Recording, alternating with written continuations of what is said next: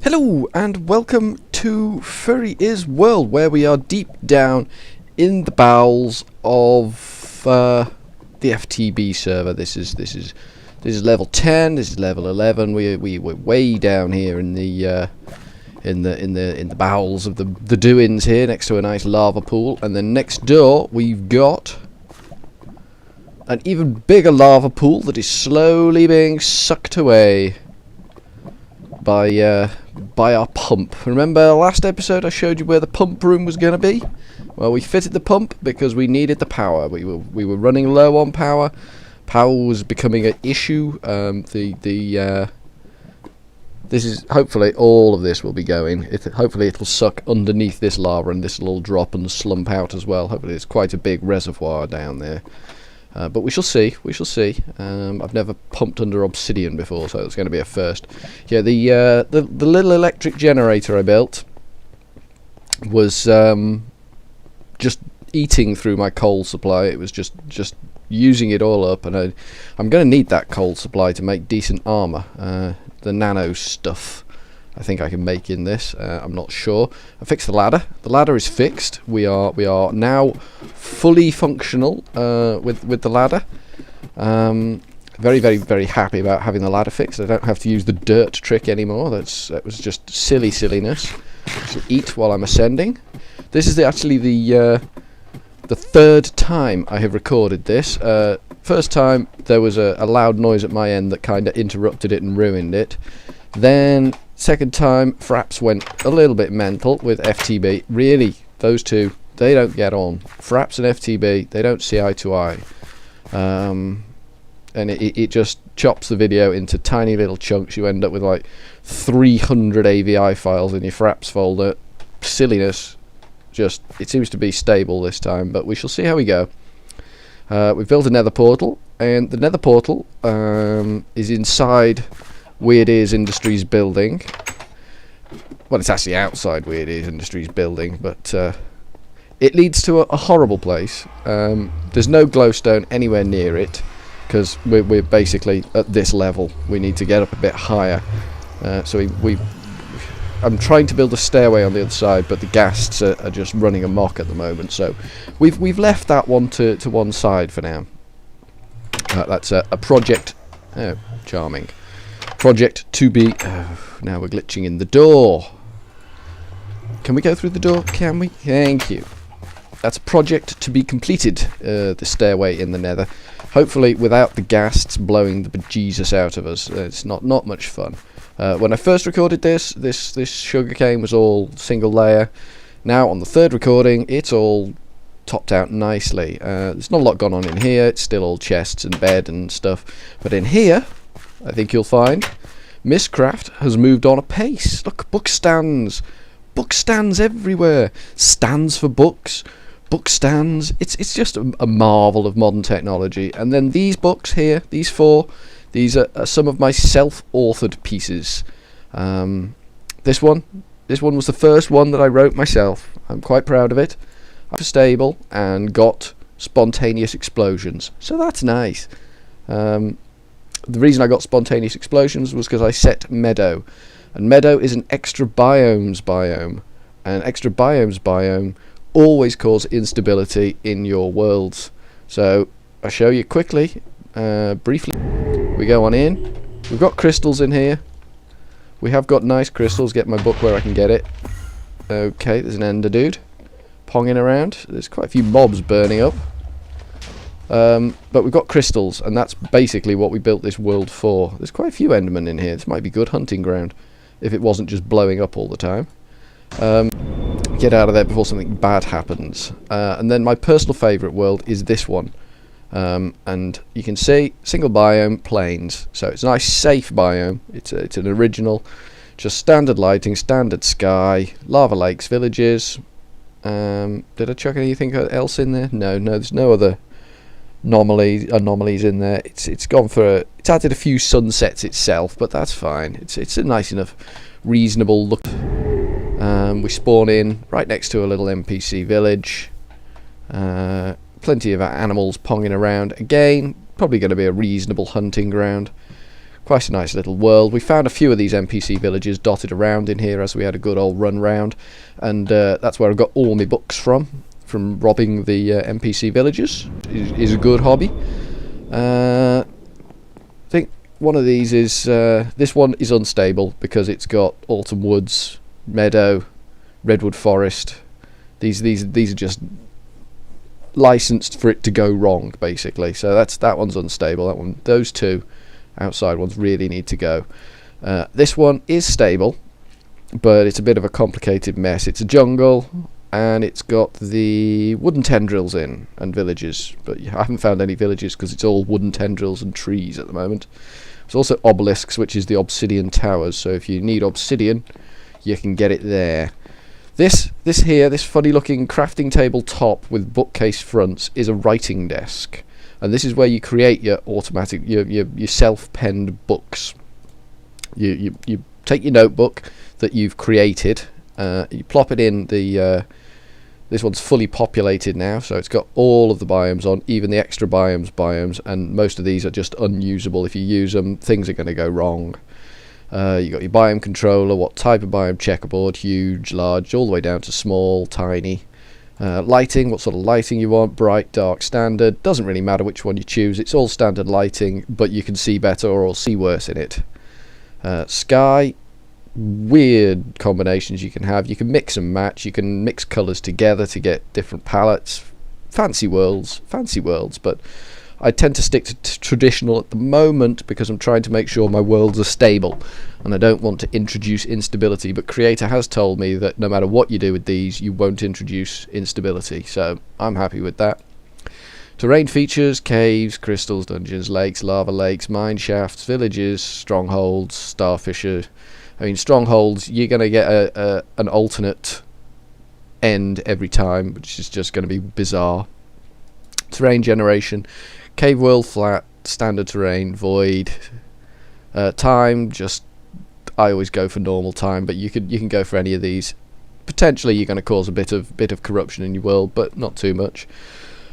Weather, again, I tend to go for normal weather, but no weather would be a personal preference. I have to try that one at some point, so we will at some point pen a new book for you to watch me penning, and we'll try some of these interesting options. And then world modifiers, these are interesting. Charged world, dense ores, stay clear of that.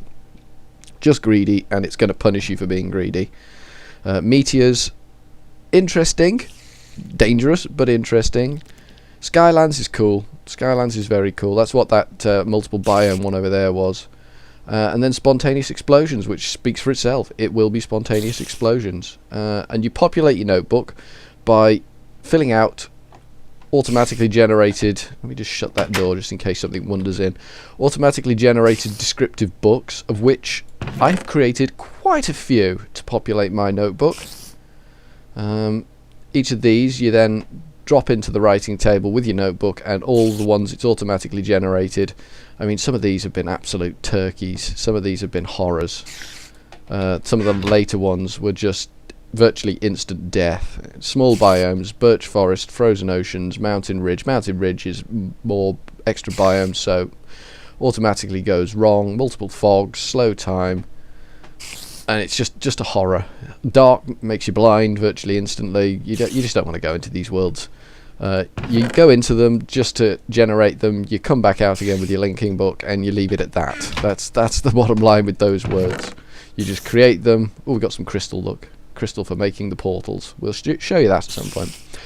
So you go in, you get your books generated, you populate your notebook, and then you can write your own and hopefully get something nice and stable like this one was, which I'm just going to mine to death. I'm just going to get my quarry in there. I'm just going to destroy the landscape.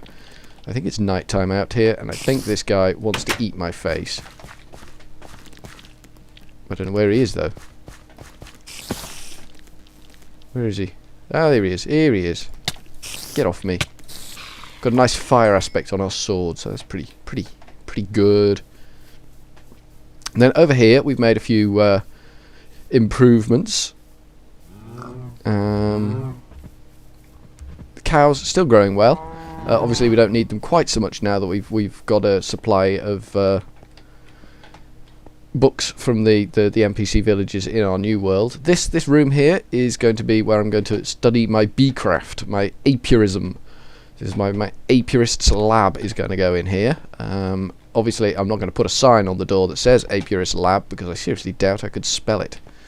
Then this room over here is where we're going to do all our Steve's carts work, because we're going to use some fairly specialised carts to go into through portals into our new world, where we're going to be quarrying the bejesus out of it, and we're going to use the carts to bring all the good stuff back into our workroom over there, where we can just make the most of it and harvest it all and make exciting things. And this is our wonderful workroom. Here's our geothermal generator all piped in.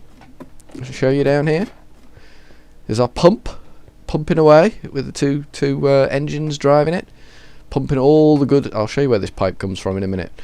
Just pumping all the good lava into our geothermal generator, which is powering our macerator, which is finished, and our that's finished too, electric furnace. So that can go in our bars chest. So we got plenty of silver. We've got plenty of most things. Yeah, we got our sign for Ting. Sorry, my mistake. But Creative Burden kind of got carried away with his signage. He felt a bit of self-publicity when he turned up would be appropriate. So we've got plenty of signs anyway for anyone else that decides to help us. And this is the chest that that pipe attaches to. Nothing in it yet, but eventually we will have the contents of our quarry, which we are going to go and throw together. We've got these landmarks and redstone torches. I'm going to assume you all know how to make them. If not, redstone torch with lapis lazuli on top makes you your landmark. Simple as that. You need them to create custom sized quarries, and I want a very big quarry. Over here is our sorting room. Yay for the sorting room! Oh, I'm losing my voice. I'm getting a cold, so I'm losing my voice. We've got an array of chests down this side, and a couple of chests on this side. These two chests are going to be populated with cobblestone, so they're just going to fill up with all the cobblestone. But cunningly, when they overflow, won't take any more in, it'll plop out the bottom into the obsidian pipe down there, and the same with this one, into the obsidian pipe. So that one fills first, then this one fills, then any overflow drops into the obsidian pipe. This chest is going to be for, let's get this right, sand, gravel and dirt is going to be in this chest. And again, when it's full, overflow into the obsidian pipe, and we show you where that goes. Obsidian pipe, that one goes out the wall there, down underneath, and then round and joins here. This one comes down here, just goes straight into this, into an iron pipe, which is basically your one-way street, so they can both come in, but nothing can go back up them, so they don't feed back. Everything just drops straight out the bottom into the bin there. So any overflow from those three chests ends up in the lava pool, out of the way.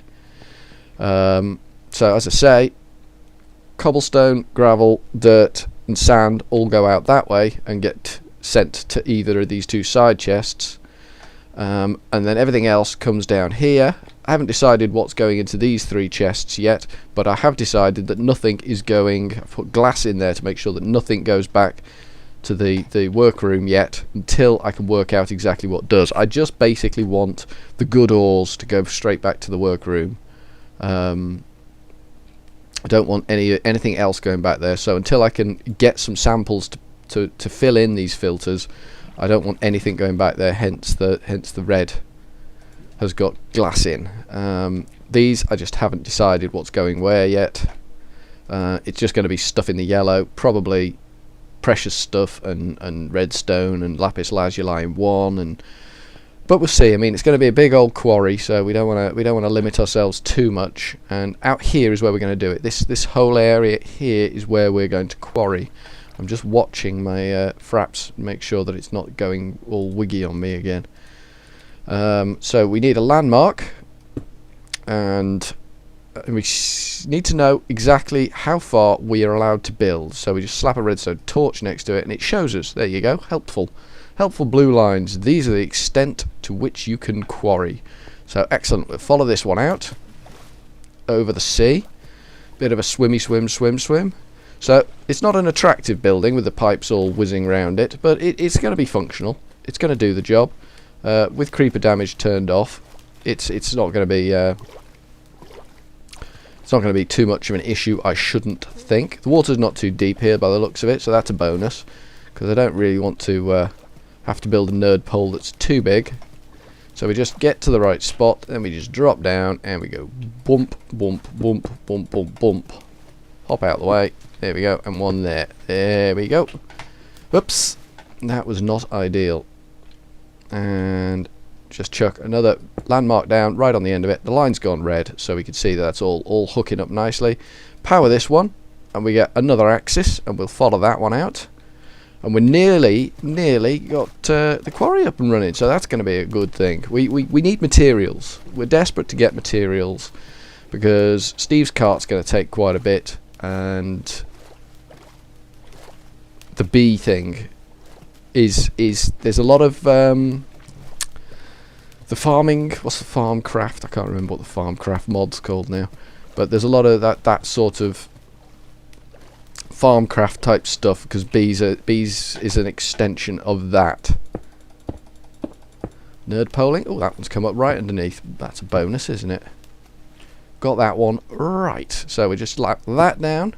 That hasn't gone red. I mean, this whole process is full of issues and anomalies. It's usually a miracle if you get this quarry to actually place and lock on properly.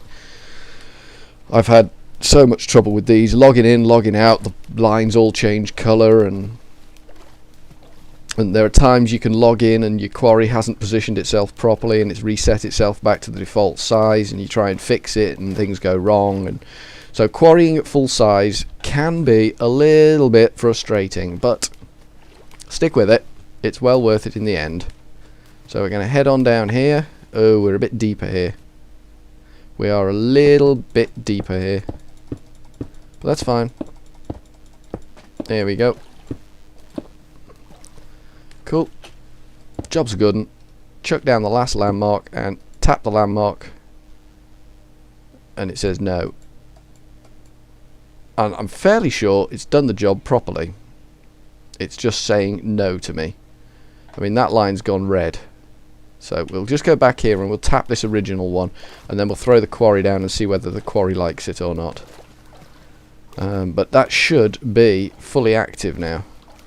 2 red lines, not helpful. This line should have gone red as well, rather than still being blue. It's possible it is red. As I say, logging in and out might change the colours of it, but I'm not about to do that, because I have no guarantee that FTB isn't going to go completely wiggy on me and start doing strange things. So we'll just assume that everything's working and everything's hunky-dory. See, that line's vanished completely now. Okay, so we get the quarry, and we say quarry go there, and it's done default size, so clearly it hasn't picked the lines up, so clearly it's not happy. So we'll just keep hacking away at that. Let's get rid of that torch, and come on. No, that's not what I wanted at all. This is not going according to plan. Come on, you. Work. Dang you. Why is it only making that line red? Let's try the quarry again.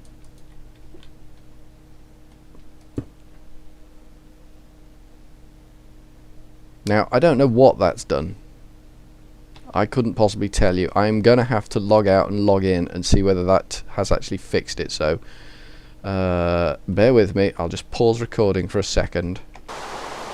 Okay, so we're back, and we poked the server with a big sharp stick, and now the quarry has loaded properly. As you can see, big ass area, wizard and fun. So let's get our steam engines in there before it changes its damn mind and goes horribly wrong again. And then we just need to hook up the pipes. Go there.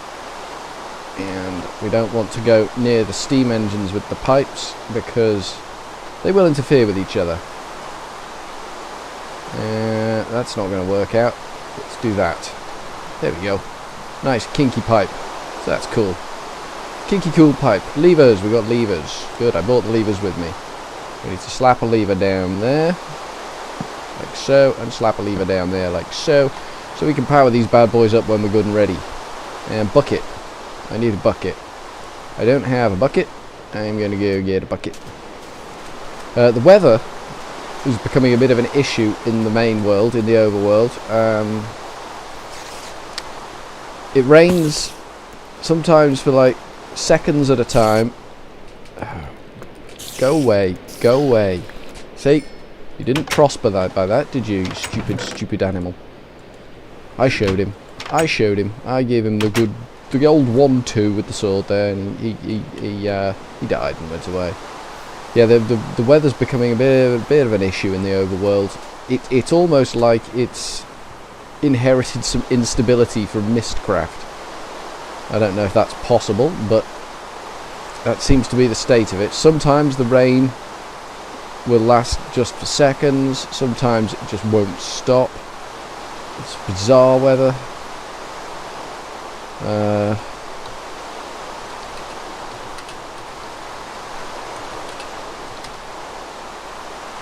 Just tell him that I've fixed it. He was just asking why I was logging in and out a lot. I explained that it was the bleeding pain in the neck quarries, and he seems to have been satisfied with that. But he is a helpful chap, and he will help if you need it. Let's get that one now. So we just load these up with water. I've made a infinite water pool out of the sea here next to us. I mean, there's that much water around here, but I didn't really want to disrupt the water supply flows and all that malarkey just for powering up these steam engines, because we are going to have to fill these things quite coal. I'm being a dingbat about this. I need the coal now. See, now the rain's stopped. Let's see how long it stays stopped for. At least the spiders will leave me alone now. I don't have to give them the old 1-2 again. Just sneak back in here, and we should have coal in there. Yep. I had everything ready. I just forgot to bring it with me.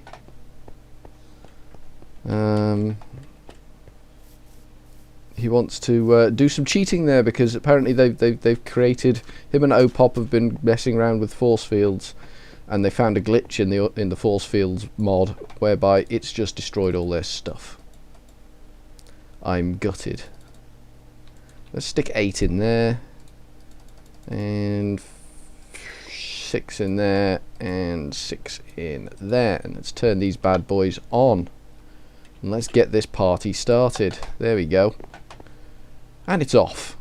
Isn't that remarkable? Ferocious rate of speed. This quarry's just whizzing along. We just need to wait and be patient.